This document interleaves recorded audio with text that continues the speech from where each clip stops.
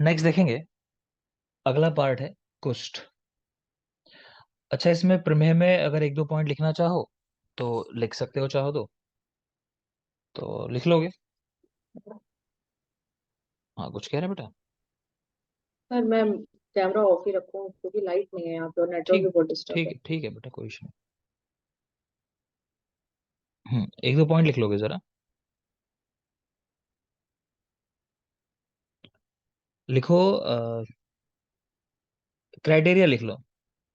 Criteria for diabetes and diabetes mellitus mainly, उसके लिए क्या क्राइटेरिया है? तो लिखो fasting blood sugar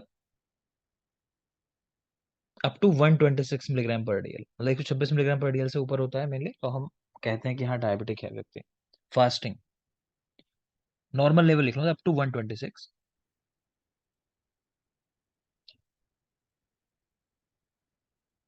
ओजीटीटी, oral glucose tolerance test, या फिर पोस्ट प्रैंडियल जो हम बोलते हैं खाने के बाद वाला, तो उसका लेवल अराउंड 200, तो more than 200 milligram per DL,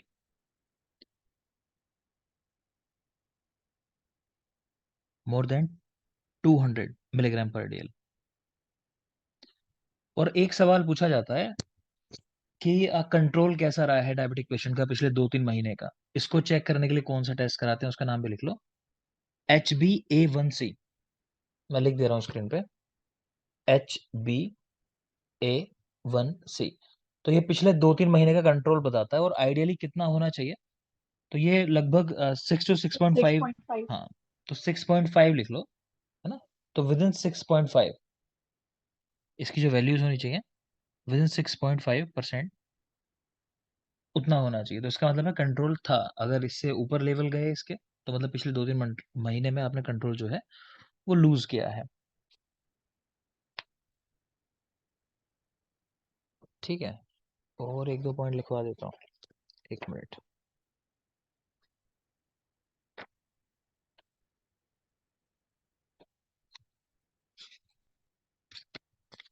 अच्छा, लिख लो, एक इसमें किस जीन में समस्या होती है?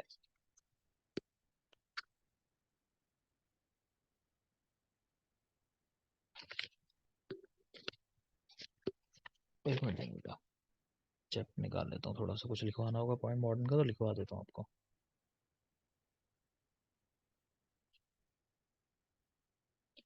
तो एक तो लिख लो क्रोमोसोम नंबर 6 की समस्या कहाँ है, क्रोमोसोम नंबर 6 में होती है। ठीक है, एंटीबॉडीज लिख लो। एंटीबॉडीज कौन से हैं जो इसमें काम करते हैं? ठीक है, आइलेट सेल्स जो होती हैं जिनसे इंसुलिन सिक्रेशन होता है, उसके अगेंस्ट जो काम करते हैं, तो नाम लिख लो। एक है ICA, आइलेट सेल एंटीबॉडी। दूसरा लिखो अगद, AGAD, AGAD फुल फॉर्म बोल रहा हूँ, एंटीबॉडी अगेंस्ट ग्लूटामेट एनहाइड्रेज। लिख लोगे? AGAD, अगद करके हम लोग याद रखते हैं, क्या है ये? एंटीबॉडीज हैं अगेंस्ट ग्लूटामेट एनहाइड्रेज डिहाइड्रोजनेज। जरूरी बात नहीं है, आप ICA AGAD इतना याद कर लो, बहुत है, मतलब मोर देन एनफ है, वो भी नहीं चाहिए। सर ये एक बार रिपीट कर दीजिए सर। बेटा ICA यानी आइलेट सेल एंटीबॉडीज, ICA। दूसरा AGAD, अगद जो लिखते हैं ना, जिस तरह अगद, AGAD, बस उतना लिख लो आप, छोड़ो डिटेल मत लिखो उसकी। ICA AGAD ये लिख लो कि ये एंटीबॉडीज होता है। इतना सफिशिएंट है, जितना लिखोगे एक्स्ट्रा उतना फिर चक्कर में पड़ोगे, दिक्कत होगी। और लिखना चाहो?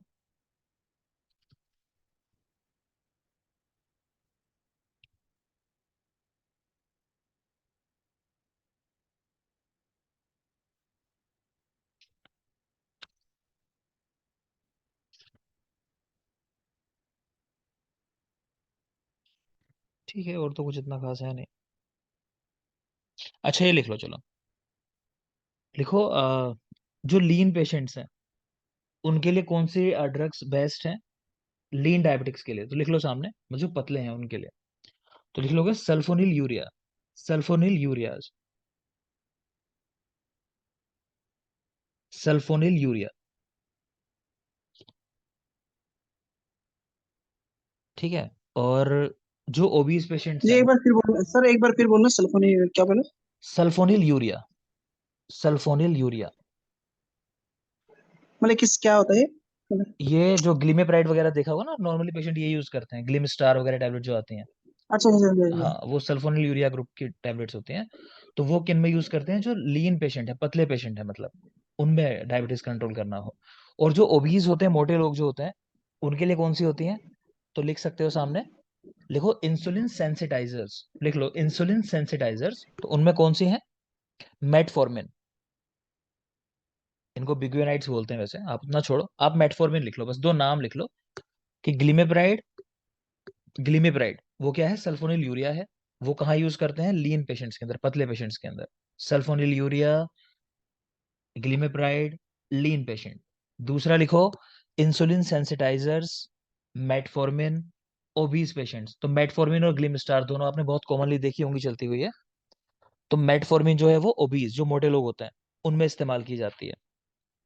एक और ड्रग लिख लोगे, अक्सर आप देखोगे ना कॉम्बिनेशन मिलेगा आपको, जो डायबिटिक पेशेंट्स होते हैं उनके ड्रग्स के अंदर, आप लोगों ने अक्सर देखो वोगलीवोस करके एक ड्रग मिल जाएगी, या एकारबोस, देखना आगे से देखोगे तो उनको क्या बोलते हैं, नाम लिखोगे, अल्फा, ऐसे, alpha glucosidase, glucosidase, alpha glucosidase inhibitors, alpha glucosidase inhibitors. ठीक है, तो इसका उदाहरण लिख लोगे, ए कार्बोस, वोगलीवोस, ए कार्बोस और वोगलीवोस। ठीक है, तो ये क्या करते हैं? तो डिलेड एम्पटिंग, मतलब कि डायबिटिक पेशेंट्स को भूख जैसे ज्यादा लगती है ना, तो ये क्या कराएंगे? ये धीरे धीरे धीरे फूड को आगे बढ़ाएंगे। जब धीरे धीरे आगे बढ़ेगा तो भूख नहीं लगेगी जल्दी से। तो ये काम होता है इनका। तो अल्फा ग्लूकोसाइडेज इनहिबिटर्स। ठीक है। सर ये इसके साथ में चलाएंगे या फिर ये अलग से चलानी है? नहीं बेटा, जनरली कॉम्बिनेशन में आती है ये। जो डायबिटिक ड्रग्स होती है ना, आप देखोगे अभी, जैसे नेट पे डाल के देख लेना, चलो मैं ये दिखा देता हूँ, देखो आपको, जैसे मान लो, बने रहो। सर PM2 आती है। कुछ बता भी रहना।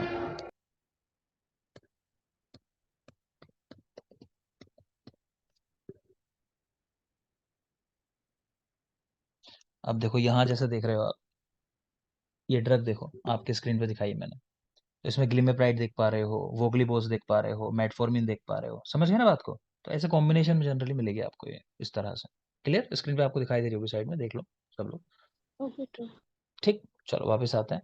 तो डिटेल में नहीं जाना है, आपसे उस लेवल पे नहीं पूछेगा। हम आयुर्वेद का एग्जाम देने जा रहे हैं, देखो इस बात को समझना है ना। मॉडर्न हम सिर्फ एक लेवल तक जानेंगे, बाकी आपको पढ़ना चाहिए, खासकर जब आप यूजी में हो, बार बार कहता हूँ मैं। तो मॉडर्न जितना पढ़ सकते हो पढ़ लो, समझ लो, आगे बहुत हेल्प मिलेगी। लेकिन फिलहाल अब जो तैयारी कर रहे हो आप, कोई भी एग्जाम, चाहे आप नेक्स्ट देने वाले हो, चाहे एनटेट देने वाले हो, चाहे एआईए पीजीटी देने वाले हो, सभी जगह आयुर्वेद ही पूछेगा। मॉडर्न मतलब उतना ही जो बहुत ही सुपरफिशियल है और बहुत ही जरूरी है, सिर्फ उतना ही, डिटेल में नहीं जाएगा। ठीक है, आगे देखिए, नेक्स्ट चैप्टर पे आ जाते हैं बेटा। नेक्स्ट चैप्टर है कुष्ठ। तो पहले तो ये समझ लोगे, हमारे यहाँ कुष्ठ का मतलब ये नहीं है जो मॉडर्न वाले कुष्ठ की बात करते हैं, वो लेप्रोसी और कुष्ठ अगेन बिल्कुल अलग चीजें हैं। हमारे यहाँ कुष्ठ में कोई भी कंडीशन है स्किन की, सारी रख दी है। ठीक है ना। उनका स्पेसिफिक क्लासिफिकेशन है मेनली, तो जैसे हम लोग ऐसी कंडीशन के जहाँ सेंसेस जो है चले जाएं हमारे, ठीक है, तो उन कंडीशंस को, जहाँ नमनेस हो, उस तरह की कंडीशन जो उसको समझते हैं मॉडर्न में लेप्रोसी होती है। आयुर्वेद बहुत ब्रॉड टर्म है, कुष्ठ देखते हैं। तो चरक ने लिखा, कुष्ठ दीर्घ रोग नाम। आप मुझे बताओ किस रोग के लिए आपने पढ़ा है अनुषंगी नाम?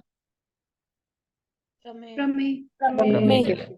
ठीक है, तो प्रमेय। प्रमेय अनुषंगी रोग है, तो साथ में लगा रहता है, कभी छोड़ेगा नहीं पीछा। और कुष्ठ के लिए कहा गया दीर्घ रोगाणाम, तो लंबे समय तक चलता है, बताया था अगले जन्म में भी चलता है। खदिर कुष्ठघ्ना नाम।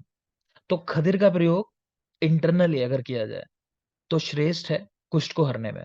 और अगर लोकल एप्लीकेशन लगाना है, बाहर लगाना है त्वचा के ऊपर, तो उसमें आरगवत श्रेष्ठ है। तो याद रखोगे, इंटरनली कोई चीज देनी है तो खदिर देनी है, वो बेस्ट है, और अगर एक्सटर्नली कोई लेप लगाना है तो आरगवत का लगाना है, वो श्रेष्ठ है। कुष्ठ की संख्या कैसे है क्या है तो वो आगे बताऊंगा। जिन लोगों ने नहीं पढ़ा है, आप लोग फिलहाल जितना लिखा होगा उसको याद करना, ठीक है। हम चीजों को रिपीट नहीं करेंगे, जो यहाँ पढ़ेंगे वो कहीं और नहीं पढ़ेंगे, जो कहीं और पढ़ेंगे वो यहाँ नहीं पढ़ेंगे। फिलहाल जो लिखा है इसको बिल्कुल याद करना है। तो चरक की संख्या 7, 18 और असंख्य है। तो चरक ने 7 भी बताए हैं कुष्ठ, 18 भी बताए हैं और असंख्य भी बताए हैं। सुश्रुत का नंबर है 7, 11, 18, बिल्कुल रट लेना, बहुत जरूरी पार्ट है दोनों ये। 7, 18 असंख्य है, 7, 11, 18। लोग ये डिसाइड नहीं कर पाते बाद में सुश्रुत वाले कौन से हैं, चरक वाले कौन से हैं, है ना। एक जैसे नंबर है, क्योंकि 7, 18 असंख्य, 7, 11, 18, तो याद रखना। बाकी सबने भी 18 ही भेद बताए हैं। अगर एक ही आंसर लगाना हो ना एग्जाम में, आपसे पूछे कुष्ठ कितने प्रकार के होते हैं, एक ही आंसर लगाना हो तो 18 लगा देना, ठीक है। वो बेस्ट आंसर है, सबने माना है क्योंकि। तो भेल काश्यप के 18, 9 साध्य 9 साध्य है, शारंगधर के देख रहे हो 18 ही हैं। याद रखने आपको चरक और सुश्रुत के, बाकी भूल जाओ। आगे देखिए बेटा, कुछ टर्म्स मिलेंगे आपको, लिखना चाहो लिख लो, जिनको नहीं याद हो जल्दी से बोल रहा हूं मैं। यहां देख पा रहे हो सप्त द्रव्य, तो ये कुष्ठ के साथ संबंधित है। कुष्ठ में 7 द्रव्य होते हैं, जिनमें क्या है 3 दोष होते हैं, इसके अलावा त्वचा, मांस, रक्त और लसिका। तो ये टोटल 7 चीजें हो जाती हैं, तो इनको मिला के बोला जाता है सप्त द्रव्य। तो पूछेगा किसके साथ संबंधित है ये टर्म सप्त द्रव्य, तो कुष्ठ। यही चाहो तो लिख लो जल्दी जल्दी। अच्छा नीचे लिखे हैं, नहीं लिखना है आपको, नीचे लिखे हुए हैं बेटा, देखो लिख दिया है, अच्छी बात है। तो सप्त द्रव्य कुष्ठ। इसी तरह सप्त धातुवा, वो पढ़ोगे आप विसर्प के अंदर, तो वहां 7 धातुएं हैं, मतलब 7 चीजें हैं, उनके लिए वर्ड आया सप्त धातुवा। कृमि, तो वहां पे एक शब्द मिलेगा आपको सप्तक गण, तो 7 चीजें हैं कृमि से रिलेटेड, तो उसके लिए शब्द आया सप्तक गण। राजक्षमा में सप्तक बल, तो व्याधि के 7 बल हैं, कि 7 लक्षण है मतलब, तो उनके लिए सप्तक बल शब्द आया, कि उनको नष्ट कर देता है कोई योग है ना। शोध के 7 उपद्रव बताए गए, कॉम्प्लिकेशन, तो उसके लिए शब्द आया सप्तको अयम, कि ये 7 उपद्रव, ठीक है ना। तो आपको याद रखना है, ये मैच करने के लिए भी क्वेश्चन आ चुका है 2 साल पहले, कि सही पेयर मैच करो इस तरह करके।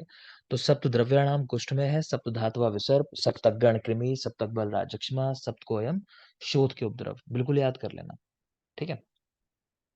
बाकी ऊपर चलते हैं वापस। तो सप्त द्रव्य कुष्ठ के जो है उनमें 3 दोष हो गए आपके, 4 दुष्य हो गए। उन 4 दुष्यों को याद करने के लिए हम याद कर लेते हैं। चाहे तो किसी का सामान है, मान लो उसके लिए कह दिया कि 13 माल, कि भाई अपना सामान ले जाओ, तो कुष्ठ में 13 माल, तो 13 माल मतलब त्वचा, और रा से रक्त या शोणित जो भी कह लो, मां से मतलब मांस, और ला से लसिका, तो 13 माल, इस तरह करके हम लोग याद रखते हैं। तो सप्त द्रव्य कुष्ठ के क्या है, वात पित्त कफ, और त्वचा, रक्त, मांस और लसिका। जो मैंने आपको क्रम बोला, ये क्रम बहुत बहुत जरूरी है, ठीक है। यहाँ का तो नहीं, अभी सुश्रुत का पढ़ाऊंगा, वो क्रम बहुत जरूरी है, इसमें तो नाम ही याद रख लो काफी है। तो त्वचा, रक्त, मांस, लसिका, क्लियर। आगे चलिए, यहाँ लिखा है कनका रिष्ट और कनक बिंदु रिष्ट और कनक श्री तेल, ये 3 योग पढ़ेंगे हम लोग। इन तीनों में से किसी में भी कनक नहीं है, ठीक है। कनक यानी स्वर्ण के लिए कह रहे हैं ये किसी में भी स्वर्ण नहीं पड़ा हुआ इनके अंदर, ना तो कनका रिष्ट में है, ना कनक बिंदु रिष्ट में है, ना कनक श्री तेल में है, याद रखना। कनक धतूरे का और स्वर्ण का दोनों का पर्याय होता है, ठीक है ना। तो इनमें से किसी में भी स्वर्ण नहीं पड़ा है, स्वर्ण की हम बात करें तो याद रखोगे आप। खैर आगे देखो, आचार्य चरक ने कहा कुश की उत्पत्ति में सप्त द्रव्यों की दृष्टि आवश्यक है। ये 7 चीजें जो है ना, इनकी दृष्टि आवश्यक है, और कह रहे हैं कि चारों दृश्य एक साथ दूषित होते हैं, यानी त्वचा, रक्त, मांस, लसिका सभी एक साथ दूषित हो जाएंगे। तो और सातों चीजें जरूरी हैं, तो ये चरक की बात है। सुश्रुत की अगर बात करें तो उन्होंने त्वचा, लसिका, रक्त और मांस ये दूषय बताए। इसके लिए हम याद रखते हैं तेलीराम, एक वर्ड याद रखते हैं तेलीराम, मान लो किसी का नाम है तेलीराम, ठीक है। तो सुश्रुत ने कुष्ठ में जो धातुएं बताई हैं उनका क्रम बताया, स्पेशली कि पहले त्वचा का इन्वॉल्वमेंट होता है, फिर लसिका का, लास लसिका, फिर रा से रक्त या शोणित, और लास्ट में मां से मांस। तो आप क्या याद रखोगे, चरक के अनुसार सारी धातुओं का एक साथ, जो चारों धातुएं हैं उनका दूषित होना जरूरी है। सुश्रुत के अनुसार धातुएं जो है वो क्रम से दूषित होती हैं, तो उनका क्रम बहुत जरूरी हो जाता है। तेलीराम वर्ड बिल्कुल याद रखोगे, त्वचा, लसिका, रक्त और मांस, ठीक। तो ये तो बात हुई कुष्ठ की। एक कंडीशन और है विसर्प। विसर्प में क्या है, चरक के विसर्प के भी यही 4 दूष्य हैं जो ऊपर पढ़े आपने, 13 माल जो वर्ड हमने याद किया था, त्वचा, रक्त, मांस, लसिका, वो ही है। और सुश्रुत के जो है विसर्ग के अंदर वहां हम याद रखते हैं तू मर ऐसा करके, तो त्वचा, मांस और रक्त। तो हमारा पूरा कोड हो जाता है कुष्ठ और विसर्ग के लिए सुश्रुत का, तेलीराम तू मर। तो तेलीराम को कह रहे हैं तेलीराम तू मर जा, मतलब चीटिंग कर रहा होगा, तेल मिला के दे रहा होगा, ठीक है, साधारण तेल में मिलावट कर रहा होगा। किसकी मिलावट कर रहा होगा? किसकी मिलावट तेल के अंदर की जाती थी, किसके बीजों की? मुस्कान, पढ़ा है कि सर नहीं वो पढ़ा? खाने वाले तेल में, हाँ सही कह रहे हो, ठीक है, आसपास हो। अर्गेनॉल आर्जिमोन मैक्सिकाना, ठीक है ना। उसके तेल की मिलावट की जाती थी, ठीक है, चलो अच्छी बात है, याद है। ठीक, तो याद रखो कि तेलीराम तूमर, तो तेलीराम कुष्ठ के दुष्य हैं जो क्रमशः है, और तूमर वो विसर्ग के हैं, वहां कोई क्रम नहीं है, बस याद रखना है। त्वचा, मांस और रक्त वो विसर्ग के दुष्य हैं सुश्रुत के। किसी को कोई डाउट इसमें जो मैंने कहा? नहीं, आगे चलिए। तो अब देख लो वही बात लिखी है जो आपको बताई कि चरक के विसर्ग में दुष्य क्या है, तो वही जो हमने याद किया अभी, याद करो। तेरा माल यानी त्वचा है, र से रक्त है, मा से मांस, ला से लसिका। ठीक, क्रम याद ही नहीं करना है, अब तो विसर्ग की बात है। सुश्रुत के विसर्ग में तूमर यानी त्वचा, मांस और रक्त, ये तीन है। क्लियर? आगे देखिए, चरक ने कुष्ठ का चिकित्सा सूत्र क्या बताया वो देख लोगे। बहुदोषा संशोध्य कुष्ठी, बहुशो अनुरक्षता प्राणान। कह रहे हैं भाई कुष्ठ रोग जो है बड़ा मुश्किल है ट्रीट करना, तो उसमें क्या करना पड़ेगा? आपको बार बार संशोधन कराना है, बहुत ज्यादा संशोधन कराना पड़ेगा शरीर का। एकदम ठीक नहीं होता है कुष्ठ, देख लेना, लोग भाग जाते हैं जल्दी कि आराम नहीं हो रहा है ना। मेरे पास तो कई पेशेंट आते हैं कि ये बीमारी है, और आके मुझे बताते हैं डॉक्टर साहब मैंने पिछले 7 दिन के अंदर ना 10 डॉक्टर तो बदल दिए, अब तक आराम नहीं हुआ, अब आपके पास आया हूँ। तो मैं पहले ही हाथ जोड़ लेता हूँ कि मुझसे भी नहीं होगा। जो 7 दिन में 10 डॉक्टर बदल चुका हो तो मैं क्या करूंगा उस आदमी का? मैं भी हाथ जोड़ लेता हूँ कि भाई मुझसे भी नहीं होगा, तुम कहीं और जाओ, मैं दे देता हूँ। ठीक है ना, तो आराम जल्दी नहीं होगा, टाइम लगता है, तो कह रहे हैं बार बार संशोधन कराना, याद रखना। बहुदोषा संशोध्य कुष्ठ। लेकिन ये भी याद रखना है कि प्राणी ना निकल जाए संशोधन कराते कराते, कि वमन करा रहे हो, उसकी आंतें बाहर निकल के आ जाए ना, इंटेस्टाइन बाहर निकली पड़ी है मुंह से, ये क्या हुआ कि वो संशोधन चल रहा था लगातार, वमन करा रहे थे इसे, तो उतना भी ध्यान रखना है। ऐसा ही चिकित्सा सूत्र आप देखोगे कुछ और रोगों के भी हैं बड़े जरूरी जरूरी, तो वो याद होने चाहिए आपको, बिल्कुल रटे होने चाहिए, वन लाइनर है। उदर रोग में देख रहे हो लिखा हुआ नित्यम एव व्रेचेत, मतलब नित्य विरेचन कराना चाहिए। उदर के रोगी को बार बार विरेचन कराया जाता है, ठीक है। पांडु में तीक्ष्ण वमन और विरेचन कराया जाता है, जबकि कामला के अंदर तिक्त द्रव्यों से मृदु विरेचन कराया जाता है, ये बात ध्यान रखना। पांडु कामला दोनों रोग हम एक साथ पढ़ेंगे एक ही चैप्टर के अंदर, चैप्टर नंबर इशिका 16 16, 17 ठीक है, 16 नंबर चैप्टर बेटा, 16 ही है। तो 16 ग्रहणी है ना? नहीं बेटा 15 है ग्रहणी, ठीक है। तो 16 नंबर चैप्टर में आप पढ़ोगे तो एक साथ पढ़ते हैं पांडु कामला। और कैसे पढ़ते हैं कि व्यक्ति को पहले पांडु होता है, और पांडु का रोगी मतलब कह लो एनीमिया का रोगी, जब वो पित्त को बढ़ाने वाले द्रव्य ज्यादा खाता है तो उसकी कंडीशन और ज्यादा खराब हो जाएगी और उसको कामला हो जाता है, इस तरह करके लिखा हुआ है, ठीक। तो पांडु के अंदर जो स्टार्टिंग की कंडीशन है वहां तीक्ष्ण वमन विरेचन बताया, क्यों? क्योंकि पेशेंट अभी कुछ ठीक है, बल ठीक ठाक है उसका, लेकिन जब रोग और ज्यादा बढ़ गया, कामला हो गया, तो अब वो तीक्ष्ण संशोधन नहीं सहन कर पाएगा, तो वहां क्या कराया? तिक्त द्रव्यों से मृदु विरेचन। तो ऐसा नहीं सोचोगे कि रोग बढ़ गया तो तीक्ष्ण करा दो उसको, ठीक, लोग यहाँ कंफ्यूज होते हैं, तो याद रखना मृदु कहाँ है और तीक्ष्ण कहाँ है। क्लियर? आगे देखो, तमक श्वास जिसको ब्रोंकियल अस्थमा के साथ रिलेट करता है, कह रहे हैं वात श्लेष्महर द्रव्यों के साथ विरेचन कराना चाहिए। तो वात और कफ को दूर करने वाले द्रव्यों के साथ विरेचन, वात श्लेष्महर युक्त तम केतु विरेचनम, ऐसा श्लोक है, याद रखेंगे। नेक्स्ट देख रहे हो पक्षाघात, ठीक है, उसके अंदर बताया जिसको पैरालिसिस के साथ रिलेट करते हैं हम लोग, ठीक है। तो स्वेदनम स्नेह संयुक्तम पक्षाघाते तो विरेचनम। तो चरक क्या कह रहे हैं कि भाई स्वेदन कराओ, स्नेहन कराओ, उसके बाद विरेचन कराओ, ठीक है, मतलब वही स्नेहन स्वेदन कराना है, विरेचन कराना है, कुल मिला के वो वाली बात है। स्वेदनम स्नेह संयुक्तम पक्षाघाते तो विरेचनम, कि स्नेहन स्वेदन करा के विरेचन करा दो। अष्टांग हृदय ने क्या लिखा कि ठीक है स्नेहन कराओ आप, स्वेदन वर्ड नहीं दिया, उन्होंने लिखा स्नेहनम स्नेह संयुक्तम पक्षाघाते तु विरेचन। तो इससे ये पता चलता है कि मतलब कराते तो होंगे ही स्वेदन, तो इससे ये पता लगाते हैं कि स्नेह का अच्छे से प्रयोग करने को कह रहे हैं, कि ध्यान रखना है कि विरेचन भी कराओ तो वो भी अच्छे मात्रा में स्नेह के साथ कराओ। क्लियर? तो आपको वर्ड पहचानना है, किसने कहा स्वेदनम स्नेह संयुक्तम पक्षाघाते तु विरेचनम, किसने कहा स्नेहनम स्नेह संयुक्तम पक्षाघाते तु विरेचनम, तो वाग्भट का स्टेटमेंट है। भाव प्रकाश ने पक्षाघात के अंदर तीक्ष्ण विरेचन कराने के लिए लिखा हुआ है, ये भी सवाल आ चुका है इंडिविजुअली। किस आचार्य ने पक्षाघात में तीक्ष्ण विरेचन का? हम रिलेट नहीं करते, क्यों? कि पक्षाघात अगेन वातिक कंडीशन है, तो हम लोग मानते हैं वात के अंदर तीक्ष्ण चीजें नहीं करानी चाहिए, तीक्ष्ण संशोधन, लेकिन यहाँ कराया गया है, तो इसलिए जरूरी हो जाता है। बात समझ में आ रही है? तो याद रखनी है सारी चिकित्सा सूत्र की लाइन जितनी भी है। आगे देखिए, तो चरक ने ताम्र पात्र का प्रयोग कौन कौन से योग बनाने के लिए किया? पीछे पढ़ाया था आपको कि ब्रह्मा की दृष्टि सीधे ताम्र पर, तो वही लिखा हुआ है। ब्रह्मा यानी प्रथम ब्रह्म रसायन, दृष्टि से दृष्टि प्रदावर्ती, सीधे ताम्र पर, सीधे यानी सिद्धम हर लेप, सिद्धम को हरने वाला, एक कुष्ठ का टाइप है सिद्धम, ठीक है, उसको हरने वाला लेप। और शारंगधर का लिखा है कि ताम्र पात्र का प्रयोग कहाँ कहाँ किया उन्होंने? तो लोह रसायन में, उद्यदित्य रस, कूष्मांड खंड अवलेह, काशी सादी घृत और फल घृत। ये पूछा नहीं जाता शारंगधर का, लेकिन पढ़ रहे हो तो याद कर लेना अभी। तो हम इसकी भी कुछ ट्रिक बनाते थे, ऐसा कि कुछ जो है या ऐसा उदय जो है वो काशी फल की सब्जी बना रहा होगा, काशी फल होता है ना, कि काशी फल बना रहा होगा, तो लोह के बर्तन में बना रहा है, याद करने के लिए कि लोह रसायन, ठीक है। तो उदय, काशी फल, काशी यानी काशी सादी तेल, और कूष्मांड भी इसके साथ याद कर सकते हो, ठीक है। फल यानी फल घृत, तो काशी फल, उसको लोह के पात्र में बना रहा है, याद करने के लिए लोह रसायन, और पात्र तो तांबे का ही, वो आपको पता है, ताम्र पात्र का प्रयोग है, देख लेना, इतना कोई खास नहीं है। आगे चलिए। अच्छा, फल घृत याद रखना लेकिन यहाँ कि फल घृत किसने दिया? शारंगधर ने, ठीक है, इनका है। आगे देखिए, आचार्य चरक क्लास के 3 पर्याय बताए। सर फलघृत तो काश्यप में। ठीक कह रहे हो, हाँ काश्यप में भी है, काश्यप में पहली बार काश्यप में है, शारंगधर में भी है, लेकिन फल घृत, ठीक है। तो काश्यप ये पहली बार लगाना, तो काश्यप ही लगाना, करेक्ट है, पढ़ेंगे वो भी आगे। नेक्स्ट देखोगे आचार्य चरक, तो क्लास के 3 पर्याय, दारुण, चारुण और शुद्र, ये क्या है?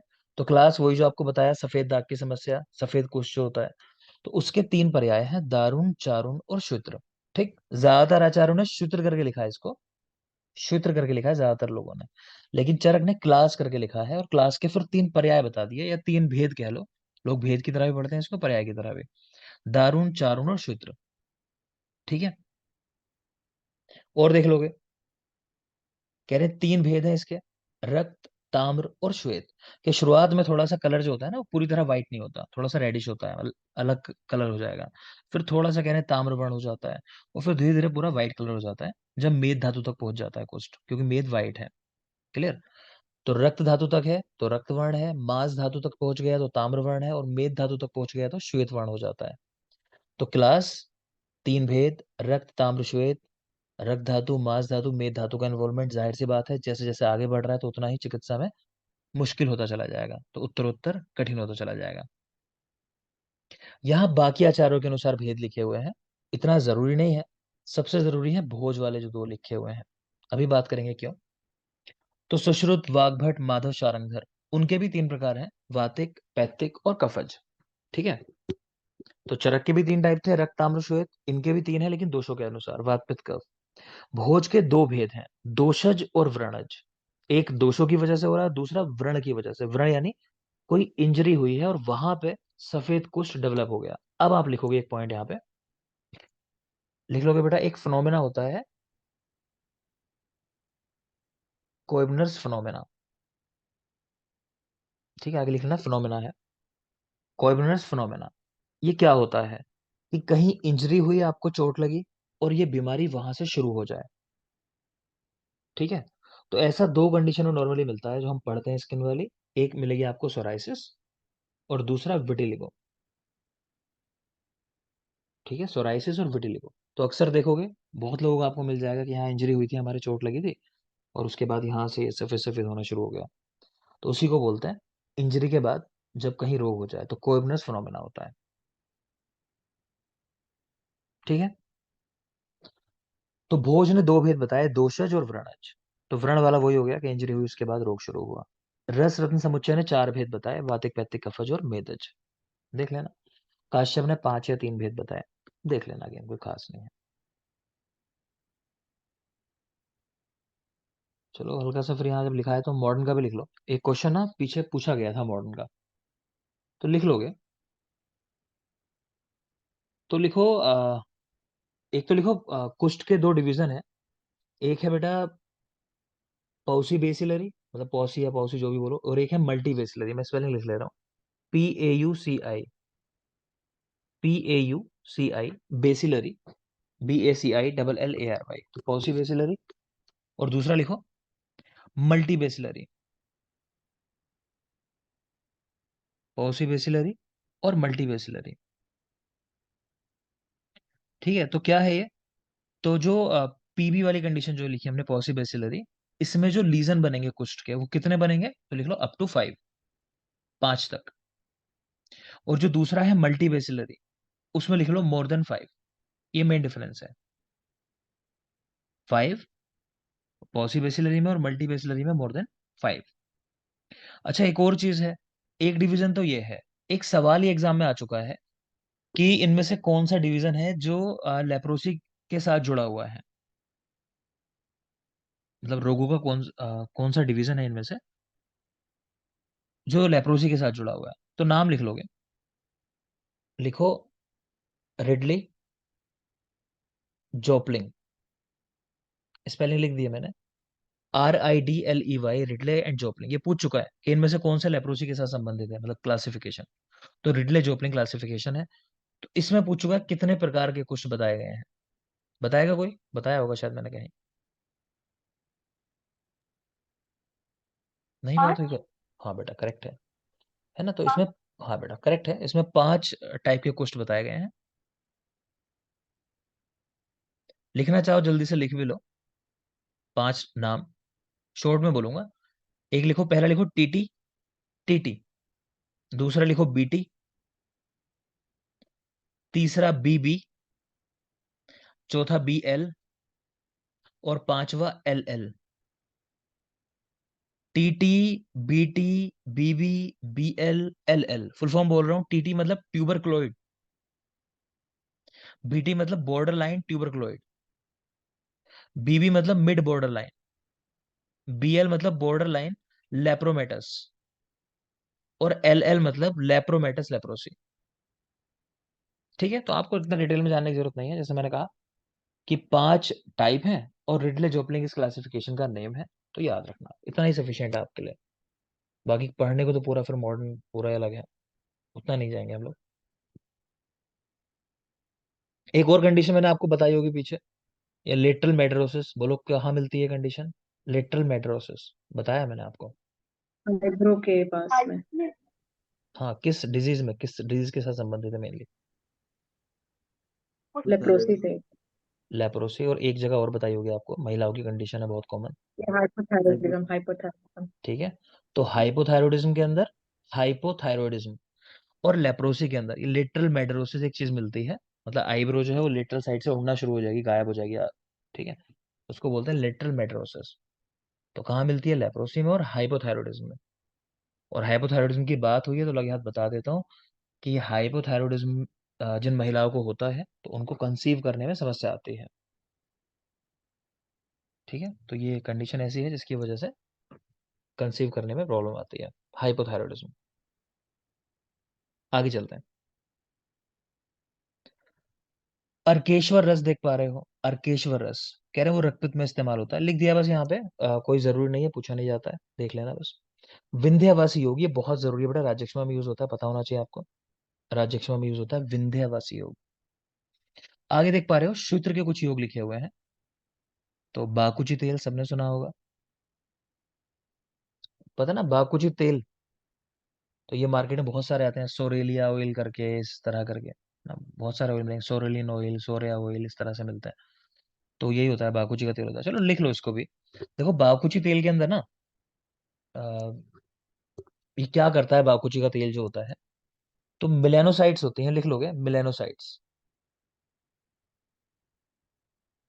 ये क्या करती है मिलेनोसाइट्स? ये मिलेनिन, एक पिगमेंट होता है हमारी बॉडी के अंदर, उसको बनाने का काम करती हैं। तो मिलेनिन फॉर्मेशन का काम करती है मिलेनोसाइट्स, तो इनको स्टिमुलेट करता है। ठीक, इसको लगाते हैं, फिर सूरज की रोशनी में बैठते हैं कुछ टाइम के लिए, तो ये मिलेनिन पिगमेंट बनने लगता है। ये कहाँ मिलती है मिलेनोसाइट्स? तो लिख लोगे हमारे हेयर फॉलिकल जो होते हैं उसके आसपास। ठीक है, तो जब कभी किसी को सफेद दाग की समस्या हो और उस जगह पे हो जाए जहां पे हेयर ना हो, ठीक है, तो वहां पे ये सेल्स भी नहीं होंगी ज्यादा मात्रा में, तो फिर ये प्रोडक्शन भी नहीं कर पाएंगी मेलानिन का। आप कितना भी चाहे ऑयल इस्तेमाल करो, कुछ भी करते रहो, तो वो ठीक नहीं होता। तो इसके ऊपर एग्जाम में सवाल पीछे आ चुका है आपके कि इनमें से कौन सा अ, कुष्ठ है जो ठीक नहीं होगा। तो जो आंसर लगवाया था वो लगवाया था एक्रोफेशियल, मतलब उंगलियों पे, फेस पे, लिप्स के आसपास अगर किसी को हो जाए, क्योंकि यहाँ पे क्या है, लिप्स पे हेयर नहीं होते, फिंगर टिप्स जो होती हैं वहां हेयर नहीं होते, तो आप देखोगे ऐसे लोगों का ठीक नहीं होता है जनरली। क्लियर? तो लिख लोगे एक्रोफेशियल, ऐसा करके लिख लो एक्रोफेशियल। और सिंपल मैंने आपको कॉन्सेप्ट समझा दिया कि जहां भी हेयर नहीं होंगे, मतलब हाथ पैर के तलवों पे सोचो हो जाए किसी को, है ना, पाम्स में हो जाए या पैरों में बिल्कुल नीचे फीट में हो जाए, तो वो नहीं ठीक होने वाला, क्योंकि जहां हेयर नहीं वो ठीक नहीं होती। क्लियर? इसमें एक और सवाल पूछते हैं कि इनमें से किसका संबंध है मिलाइन फॉर्मेशन के साथ या उसमें हेल्प करता है। तो अमाइनो एसिड है नॉन एसेंशियल, तो नाम लिख सकते हो, कौन सा है? टायरोसिन। ठीक है, लिख लेंगे टायरोसिन। तो टायरोसिन हेल्प करता है।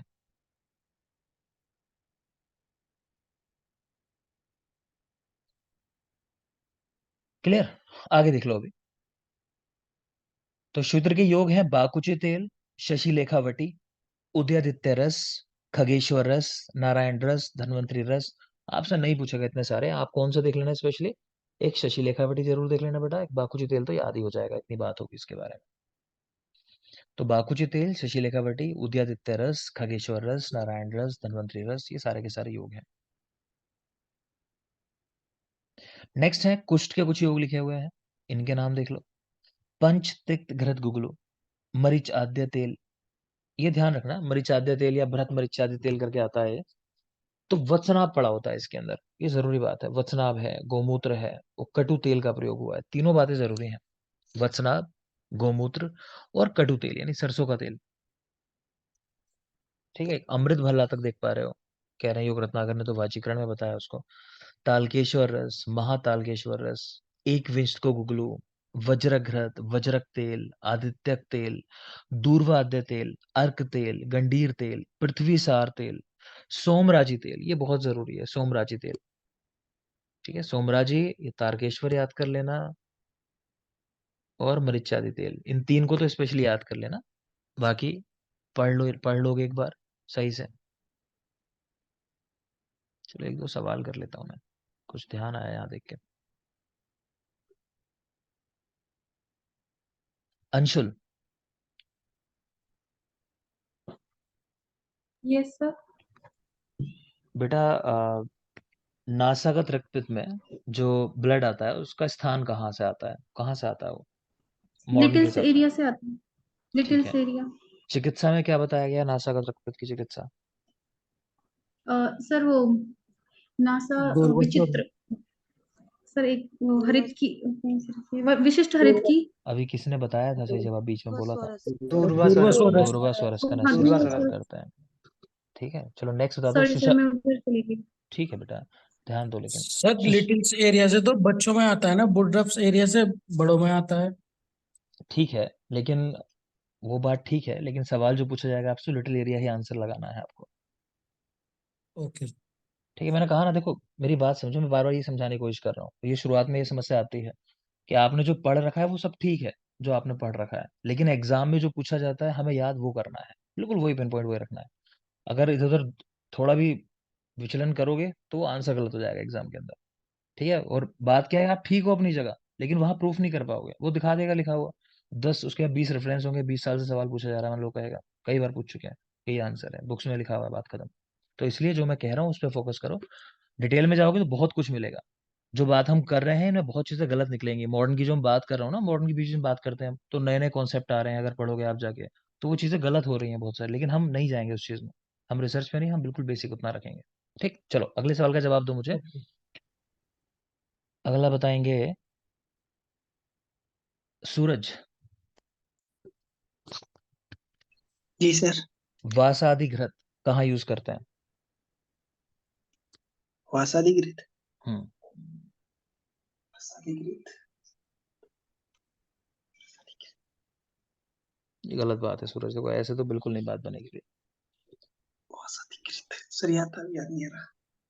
नहीं, बहुत बार आजमा लिया, अब तक वो बात नहीं आई कि जवाब आने लगे। सोनिका। सर रक्त पित्त।